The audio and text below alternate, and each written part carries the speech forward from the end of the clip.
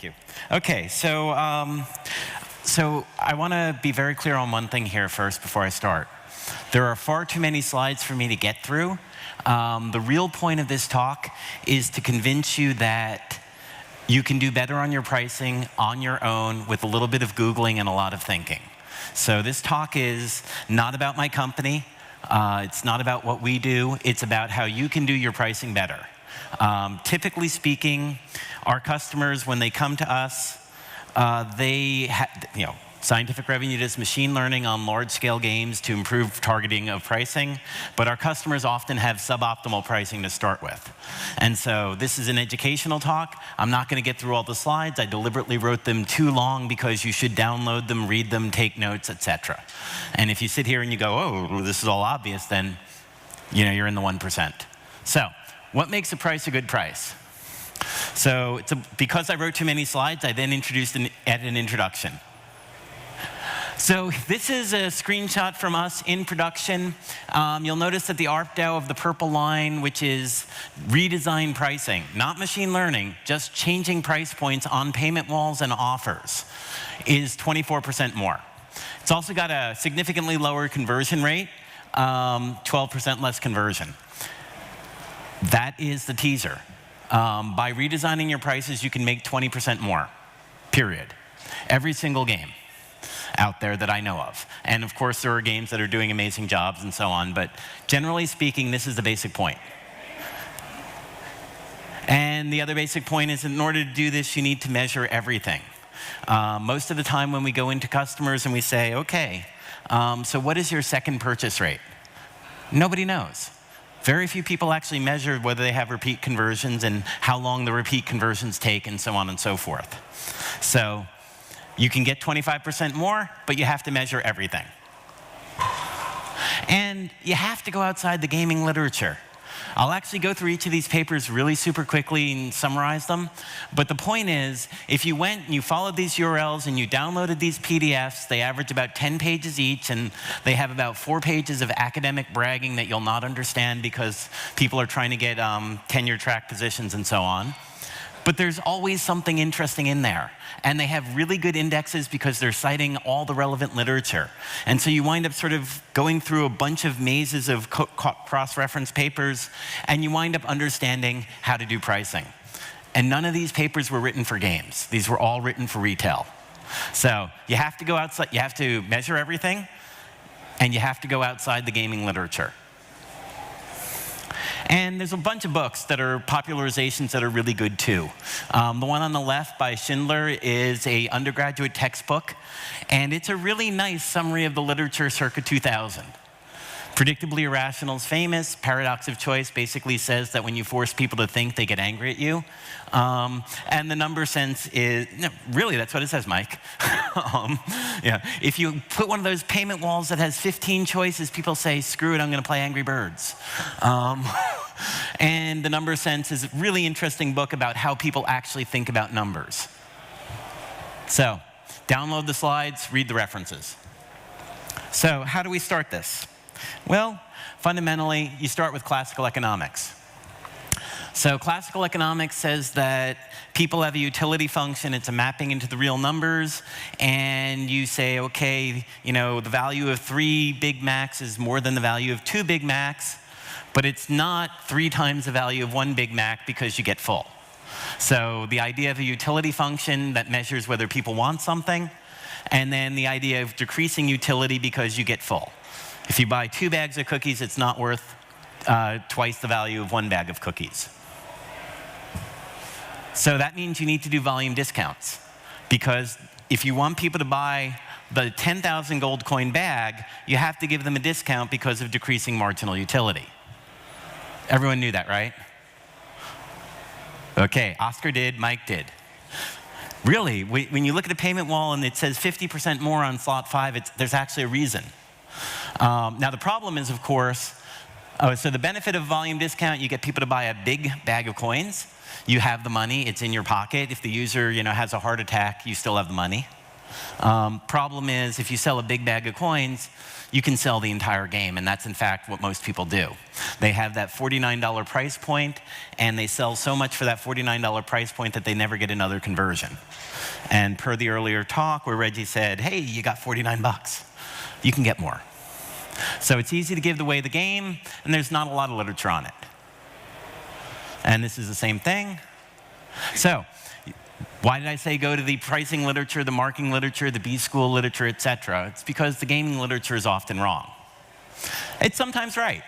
So this is a great presentation from Congregate circa 2012.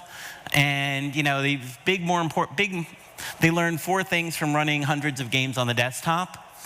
Call out the bonuses, make all the packages visible in one page, don't force the user to scroll because they won't, and don't put a lot of things on the page because you'll hit that paradox of choice moment where you're forcing the user to think. And then hide $100 packages until after first purchase. Absolutely. This will be mentioned again later on, but if you lead with a $100 package, or if it's prominent on the buy wall when the user first goes there, users bounce. It's noticeable. Even if you have 4 price points and you add a 5th one that's $99, the 4 price point wall will outperform the 5 price point wall, even though the 5 price point wall has the original 4 price points. The fact of a $99 price point scares away a significant percentage of your users because they go, this could be expensive. So, that makes sense to everybody? Am I speaking too fast? No. Good. Okay. So this is a great paper. And in general, all the presentations by Congregate. So go out, go to Google, type in SlideShare, Emily Greer, Congregate, monetization. You'll get a list of 20 or so presentations. They're all really good. They overlap a lot, though, so don't print them all out. This one's less good. So this is a very famous aphorism by Nick Lavelle, the no-brainer first dollar. It shows up in the Design Rules for Free-to-Play Games book, and it also shows up in the Free-to-Play Toolbox. And it can be good. But what he's basically saying is shove tons of stuff into a starter pack and make this starter pack so compelling that people have no choice but to buy the dang thing. And you'll increase your conversion. And that's true. But what people generally do is they put so much stuff in the starter pack that that $1.99 or that no-brainer first dollar winds up being all you ever get from that player. And we see this over and over and over again. And so what you'll see in a lot of games is they introduce a starter pack, they're following the no-brainer first dollar, and then they go, oh, and they remove the starter pack because it cannibalized future revenue to such an extent that it was horrible. And so this rule, always introduce the no-brainer first dollar and make it compelling. No. What you should be doing is you should be figuring out who's going to spend and who's not going to spend and introduce the no-brainer first dollar for the people who weren't going to spend. And if you can't make that distinction, if you don't have the predictive analytics in place to predict spend, don't do the no-brainer first dollar. It will cannibalize revenue. That work? Okay. So, how about the academic literature? Okay, so this was, and I'm just going to walk through the papers. So penny wise and pound foolish basically talks about how people perceive numbers. And the short version of it is that people store numbers as a single thing, not as each digit separately. And your brain really stores approximate magnitude rather than actual value. And your brain starts to do this before it finishes reading the number. So if you're in a left to right culture, English, etc., your brain reads the first digit, reads the second digit, reads the third digit, reads fourth digit, and in the meantime, your brain is starting to store it. Before it gets to digit number 2, it's already starting to store an approximate sense of magnitude. And before it gets to digit 3, it's already stored the fact of the magnitude. And that's really fascinating because what that means is that there's something called the left digit effect. So 180 is roughly the same size as 170 because the left digit is the same, 1, and the length is the same, 3. So your brain's magnitude storage system basically says they're the same. Now when you say 200 versus 190, at a conscious level, It's 10 different, exactly the same as 180 versus 170. But at a brain storage level, 200 is vastly bigger than 190. It's almost twice as much. It's a 2 on the left instead of a 1. And that's fascinating because this has been empirically verified over and over and over again. And so now if you go back to that volume discount scenario and you want to upsell people, you should lead with a bigger number in your sizing. So the psychological aspects of price, this was done in the 80s and 90s with mail order catalogs. And what they did was they altered the order of presentation. Do you start with the biggest discount, which is the most expensive thing, or do you start with the smallest price, which has no discounting? And the answer is, depends what you want to do. Descending price presentations generally increase your revenue. They decrease your conversion, but they increase your revenue. So ordering, the way Las Vegas casinos do it, where they have the 99 price first and then the 49 price down to the 99-cent price, is the right way to do it if you want to increase your revenue. It will, however, impact your conversion. And by the way, what I'm doing here is assuming that there's exactly one price for everyone. What my company does is we segment out people using machine learning and then do different things for different people, exactly to leverage this effect when it makes sense. And Oscar's taking lots of photos. The slides are available. They're already on SlideShare. Okay. But they are. We have tons of slides. We like to talk about this stuff. My theory is that by going out and talking about this, we wind up in a place where when you come to us as customers, you're already doing a lot of things right. So, culturally dependent use of odd prices. Turns out that ending in 99 works in the US and Europe. Incorporating 8s works elsewhere, et cetera, et cetera. Ending in 5s work, never end in a 1. So $1.31 is just a bad price in any culture ever in the world.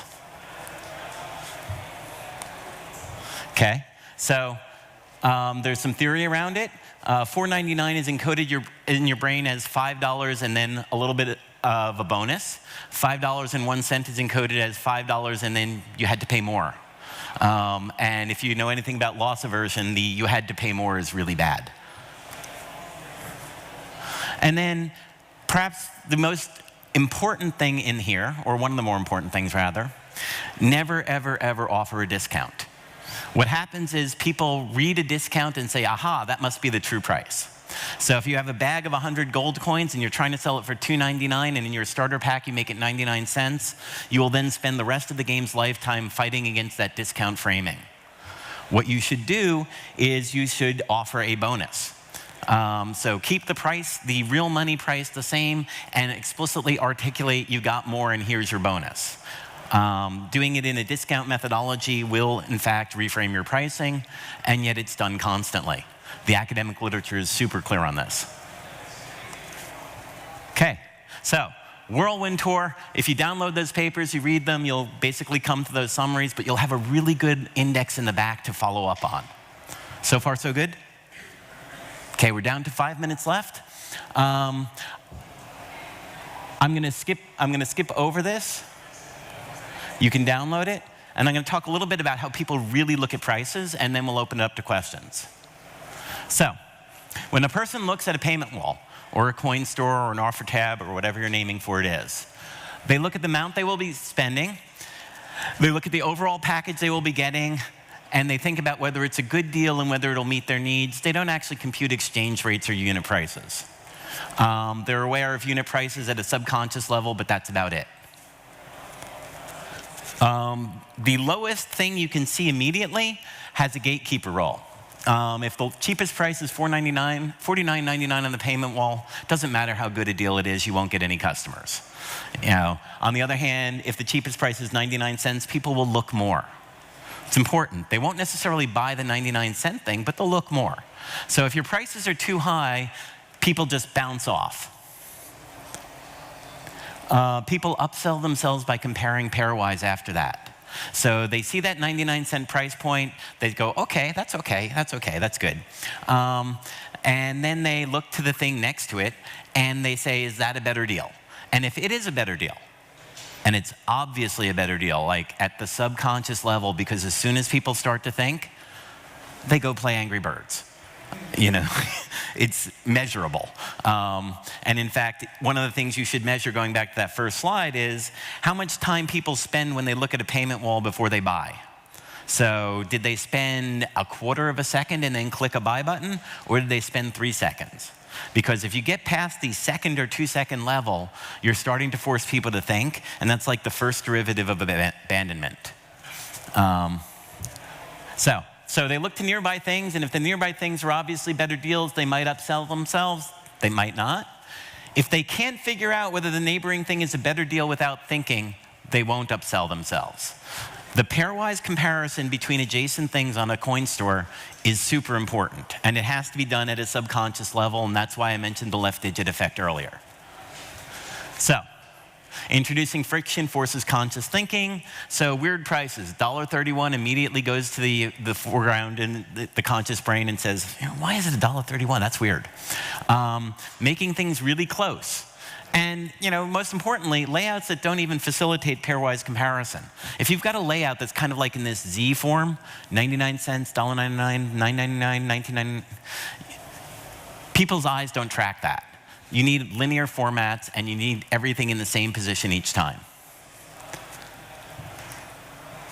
So here's an example payment wall. This is from a customer, which is why there's that tasteful purple gradient covering over customer-specific information. They go from 10 to 45 and 99 cents to 3.99. Okay, it's a multiply by 4 on the right and a multiply by 4.5 on the left. It's actually not that good because multiply by 4.5 is not something your subconscious brain is good at, but it's not bad. Bad is 3 to 4, 125 to 200, and 9.99 to 14.99. I don't know. You can do the math and you can say, well, the right-hand side, I'm going from $9.99 to $14.99, so it's 50% more. On the left-hand side, 125 to 200. It turns out that 50% more on 125 gets us to 190 approximately. So this actually does give you a little bit of a volume discount, but nobody's subconscious is capable of figuring that out. The question is 3 to 4 a good deal? Is ow. Right? And it's interestingly ow because, if you made line 4 250 for $14.99, then it's obvious, right? Because now $9.99 is not, I'm doubling the number of coins I'm getting, but I'm not doubling the price. Okay, it is a good deal. And you can actually measure how long it takes people to figure out whether it's a good deal or not. And if you make number 4 250, it's on the order of 100 milliseconds. If you make number 4 200, it's on the order of seconds. And that is actually a noticeable thing. So, I've got 1 minute and 51 seconds left. I went through those really fast. Download them, follow up, bill@scientificrevenue.com. We've got a lot of content, and we'd love for everyone to be doing their pricing better. I think we've got a question over the back. By the way, there's loads of books out there that I'd recommend. Like Influence is another one I'd suggest. There's Jamie McGonigal's done some great work on getting gamers. The list goes on. Hello. Quick question is, so game team puts out a game. What's in your opinion, the priority A/B test for pricing? What's the first thing that every game or most games should be doing first when it comes to what they should learn and experiment with regards to pricing?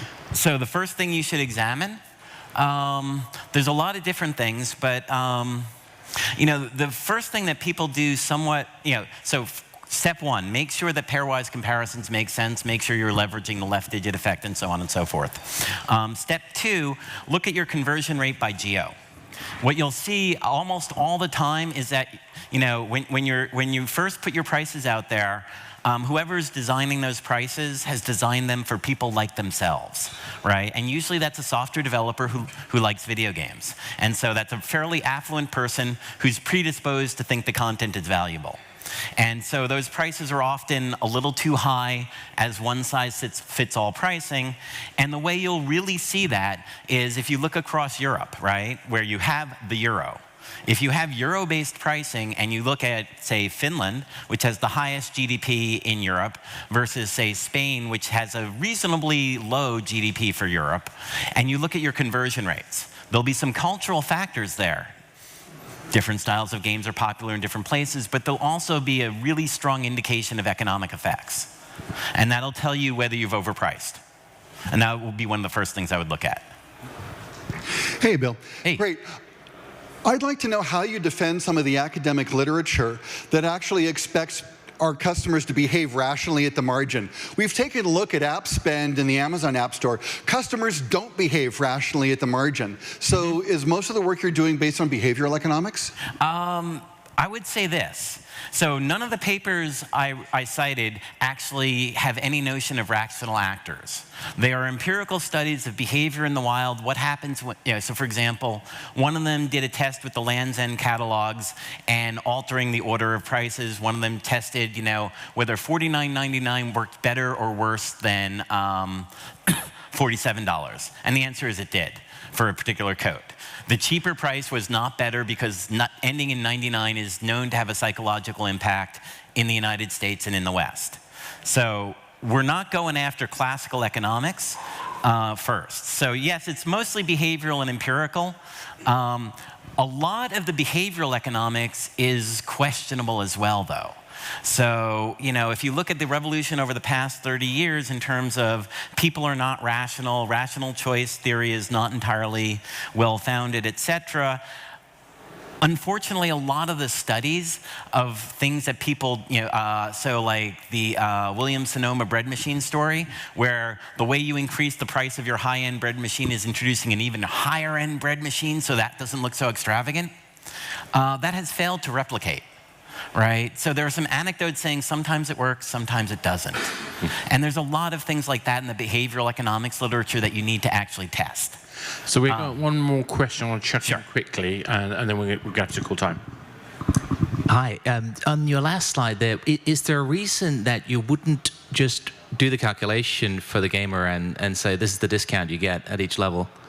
Is there a reason you wouldn't do that? Of course you would. 30. I mean, you were sort of suggesting they would do the maths in their head, but why wouldn't you do it for them? Because you have limited screen real estate, and when you make it really crowded, it can be hard.